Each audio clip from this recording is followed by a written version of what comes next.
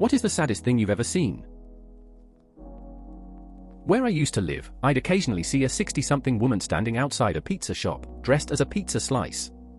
She always looked like she was debating handing out flyers for another day, or walking in front of a bus. We had 2 dogs, an older one and a 3 to 4-year-old that had been with the older one since he was a puppy. The younger one didn't do anything without the older one. The night we had to put the older one down, the younger one walked the whole house room to room crying and looking for his friend. One of my friends died in high school. He was only 16. He got into a car accident, swerved into soft sand, and overcorrected. We all knew his mum very well because she was very involved in school activities. When we went to his wake, and was standing by his casket, strong as could be, smiling and shaking everyone's hand as they knelt down at the casket and paid their quiet respects. She maintained this demeanor until the very end of the funeral, when they were carrying the casket out to the hearse, and she threw herself over the casket, sobbing like only a mother who's lost a child can sob, and screamed, "My baby's in there. My baby boy," and fell to her knees and just broke. It absolutely killed me. Driving to work one day, I am going past a housing estate. Standing by the side of the road is a girl, aged about 13, who I pass most days as she walks to school. Today though, she is just standing there, bawling her eyes out. In the road is a cat, run over at some point in the night. Seeing 2 squirrels crossing the road, and one gets run over. The other makes it across, then realizes its partner didn't. It scurried back out to look at its slain partner, seeming really super sad and remorseful for a few minutes before scurrying off, climbing a tree, and going about its squirrel business. Life is so fleeting. That video of Jack Black spending a day with a homeless kid in the slums of a country I can't recall at the moment. The kid so desperately wants out of his situation, and Jack Black so desperately wants to pull him out of that situation, but there's nothing in that moment he can do.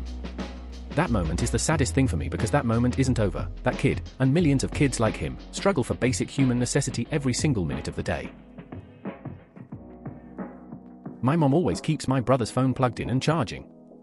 It's always on the desk next to his bed. My brother passed away in January. Every time I come home from college to see the family, she will always tell me about how it lit up and that it had to be a sign from him that he is checking in on her. Just the thought of my mom sitting on his bed looking at his phone through welled-up eyes, not sure if they are tears of grief or happiness that she thinks he's still there somehow. It crushes me. I miss him so much. I went to Nepal a number of years ago. Alongside of the main road were a number of children in their early elementary age range. They all had a bathroom scale in front of them. You pay them a rupee, 5 cents at the time, and they'll let you weigh yourself. It was their job. When I was 15, I was in the hospital, and I had to watch my doctor tell the man across the hall that his 6-year-old son had just died. The man just stood there holding the boy's teddy bear and crying and saying, "That's my son. My son." I didn't realize the boy had died until last year. I'm 22 now, when my friend who was our nurse at the time slipped up and told me one night when we were drinking. David Luiz after the 7-1 Germany game last year. I just wanted to give joy to the people who suffer so much. Unfortunately, we could not. Sorry everyone, all Brazilians. I just wanted to see people smiling. Everyone knows how important it was for me. Lost my nana a few years ago. She was the ripe young age of 62. My granddad is the friendliest person I can think of. I've never seen him lose his temper or get angry, and he's always making people laugh. He's a typical northeastern steel worker. Hard as a nail and doesn't show his emotions. Seeing him walk up to the coffin and throw the holy water over it was gut-wrenching. He was trying everything to hold back his tears, but you could see his world was shattered. I should add, his wife was everything. He threw away the chance to play for Leeds United in the 60s because she couldn't go with him. This was when Leeds were the best team in the country. They said he could have been another George Best. Was driving and saw a homeless guy on a bike cross the street at a point too high on a curb. He had also tied a grocery cart full of recycled cans and bottles to the back of his bike. Both lost their balance and fell into the middle of the street, a big dramatic straight out of a cartoon fall. He got up and tried grabbing a bunch of the stuff. But it was all over in the street and he was blocking it, so he didn't get much before he grabbed his bike and his cart and pedaled off. It was devastating seeing someone's livelihood literally dumped into the street like that. I cried for a long time afterwards. My heart broke for that dude. Chuck's father dying. It just hits me every single time I re-watch it.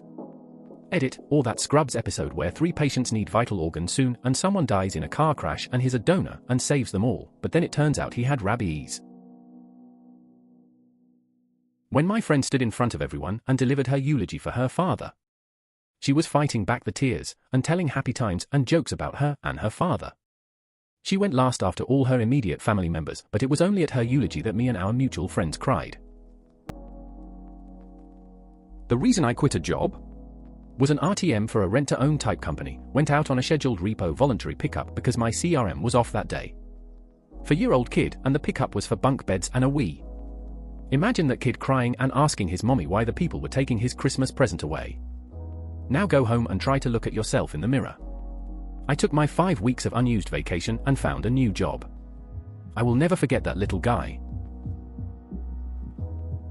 I've seen a dog get hit by a car, then waited for the owner after we called them and watched him come to the realization that his dog was dying in the middle of the street. Unfortunately, had to see a person's heart break right in front of me. Right there I swore I would do everything in my power to make sure no dog or pet ever got hit by a car if I had a chance to stop it from happening. I have saved 2 dogs' lives since. Saw a squirrel in the middle of the street as my dad and I were driving somewhere, and it was just standing there perched over. As we drove closer, we saw that it was standing over a dead squirrel that had been hit. It was the saddest thing ever. That poor squirrel was concerned for its friend, sad face. My dad's face when he told me his sister had passed away. I was very close to my aunt and it was a sudden unexpected death. I can still remember my dad's exact words when he told me. It's one of the only times I've ever seen him cry. To see how broken he was in that moment is truly the saddest thing I've ever seen. An elderly man with Alzheimer's, reduced to mumbling and confusion and utter dependence, sat next to a photo of him and his wife smiling happily in their earlier years. The photo reminds you they have been all the things we are being now. Seeing my grandmother after she had a stroke laying in her hospital bed. She had very strict orders in her living will not to have any life-prolonging measures if the doctor said chances for recovery were slim. She was at a world-class facility, but the head neurosurgeon wasn't available until Monday. This happened on a Friday night, and the doctor was a bit strange and wouldn't let anyone else make the call, so my grandma was there for 2 days waiting. I had just seen my grandma a week before in seemingly great health, and I had a card to give to her, a thank you note for a gift she had given me, and I didn't give it to her then because I was supposed to see her on Saturday. Seeing her like that and realizing I would never talk to her again crushed me. I'll always clearly remember when my dad told me that my cousin had died. He was very young, 27 at the time. He and my family were close. He wasn't amazingly close with his immediate family and hadn't been for a while, so used to spend Christmas etc. with us. He had a lot of problems and after several failed attempts killed himself. It was a shock since it had been quite a while since he had last tried anything and genuinely seemed in a much better place around that time. But it'll haunt me to this day watching my dad, a stoic, usually pretty emotionless guy, come up bawling his eyes out, muttering to himself how he'd finally done it over and over. The first time in my life that my dad seemed vulnerable. I worked at a Dunkin' Donuts in high school. An old man and woman would come in every Tuesday and Thursday afternoon and get for cake, ring donuts and coffee. They always asked about how school was going and how I was doing in baseball and so on. Then they'd sit down and just talk with each other over their donuts and coffee. They stopped coming in for a couple weeks and I of course was worried. One day the old man came in alone. He ordered 2 donuts and sat down at their table alone, just staring at the donuts with the saddest face. It was heartbreaking. I was 7 years old, 15 years ago. I was asleep one morning around maybe 6 a.m. I awoke to a scream the likes of which I had never and will never hear again. The sound of a grown man screaming in pure agony and pain. My father had left for work early, at which point my mother received a call that my brother, 24, had died the night before in a motorcycle accident. She called my father's cell and told him to come home. Once he was home, she informed him that their son had died. That scream haunts me to this day. Seeing my grandfather in the hospital. So many tubes going in him just to keep him breathing. The sound he made whenever he breathed made me so sad. The last time I saw him, I told him I loved him and that he was the greatest person I've ever known. I couldn't see him again. All those tubes, the beeping, the sound of him breathing, just made me sad. He died the day after I told him I loved him. He was awesome, always made sure me and my brothers were happy, no matter what. To make things sadder, he died 10 days before my birthday. It's sad knowing that it's already gonna be 3 years since he passed. 3 years since I saw him, smiling even with everything going through him. Rest in peace, Abuelito, I love you, I wish you didn't go the way you did. NYC in January, brutally cold, windy overnight at 5 a.m. We get out of the bars, get food, and wander over to Grand Central to wait for the train. It is closed until 5:35 a.m. As I stand there, it is so cold that I come out of my drunken stupor and attempt to shield myself from the wind in this little doorway. However, this doorway was already occupied. I looked down by my foot and was startled by this old woman passed out under some newspapers. I attempted to wake her, but she just wouldn't budge, probably drunk. It freaked me out. Here I am complaining about standing outside for 30 minutes, but at least I had a warm home to go to. I thought about it for a while after and was way more thankful for my warm bed. My great-aunt married in her late 30s and never had children. She is seriously one of the sweetest ladies I have ever known. When her husband Brownie, really his name, I'm not racist I swear, died, we all attended the funeral and she held it together until the preacher started to wrap it up. At that point you hear my great-aunt start choking back sobs and then she just says, "N-O-O-O-O." That was the point when everyone started bawling. She did okay for the first month without him and then it all fell apart. She stopped eating or drinking. She hit 75 pounds before we were able to force her into a nursing home where they put her on a feeding tube that she would rip out unless she was restrained. She died 5 years later. TLDR, my great-aunt became a widow and lost the will to live. When I was a hospice nurse, about sunrise, I got a call that a patient had died and went out to perform the death visit. When I got to the home, an elderly black gentleman met me at the door. He was so calm when he told me his son was in the bedroom. I walked in and saw the son lying there, bathed, in clean pajamas with a silver dollar over each eye. The son was all the father had. He had died the night before, and he had spent the next 7 hours getting him ready before he called me. I performed hundreds of death visits, but this one still breaks my heart thinking about that father's long last night with his son.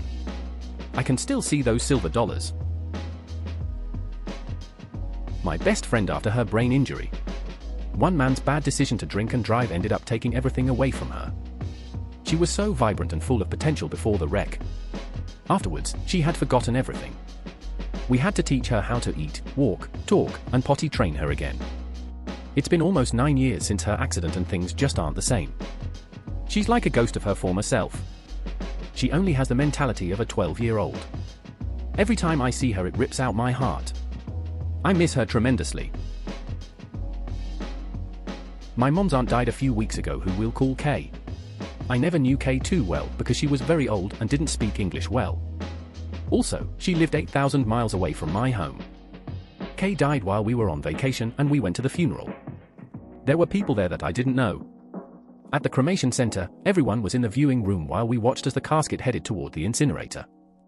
It was quiet in the room until one lady burst out, "Goodbye, Mommy, have a safe trip." Everyone else started crying and people started shouting their goodbyes. There were inaudible shouts because they were muffled by sobs. People I didn't know there were crying who I've never seen cry. It was also the first time I went to a funeral. The whole situation was just too sad for me. I moved from Iowa to Oregon to be with my ex. It was hard adjusting to not having anyone besides him around, and to deal with it I would take a lot of walks around our area as our apartment complex had a beautiful property. One time it was very lightly raining and I was already kinda sad and lonely, but as I was walking through the grounds of our apartment complex, I looked through the chain link fence that borders our neighbors' personal yards. There I saw an old man that I saw every day, taking his dog outside for exercise or to go potty. That day, though, he was not taking his dog out for exercise or to eliminate. That day he was burying his dead dog. Edit, phrasing. I went to an amusement park, and I was in line for the biggest ride there. When you were about to go on the ride, you sat in the seat, and one of the ride workers would push down a restraint that would be over your hips and waist. This rather large man came onto the ride with his friends. His friend sat down in the seat and the restraint was put comfortably over them. But this ride worker tried to push the restraint down on the large man, and it wouldn't fit, it would just bounce back up. The ride worker pushed as hard as he could, but it wouldn't click and stay over the man. So he had to get off the ride while his friend stayed on and had a blast. He had such a look of shame and embarrassment on his face, I felt so bad for him. My family putting my cat to sleep when I was a kid. He had fallen 6 floors from my apartment, broke several bones, and damaged a few essential organs. I could see in his eyes that he didn't want to go and wanted to survive, but after a while he just stopped crying and closed his eyes. That was rough.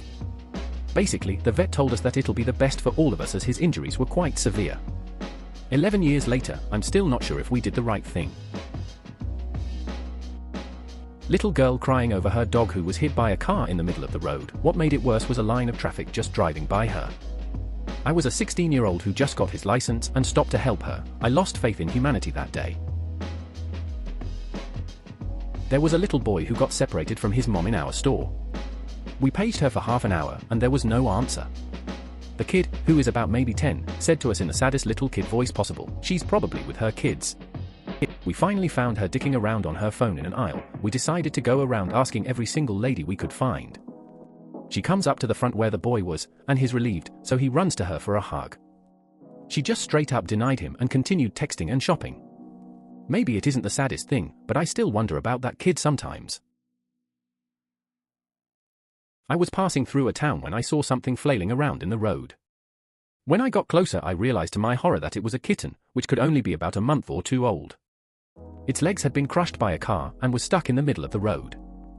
I swerved to avoid it, but the cars behind me didn't. I'm not a big cat person, but it was one of the saddest and most pathetic things I've ever seen in my life.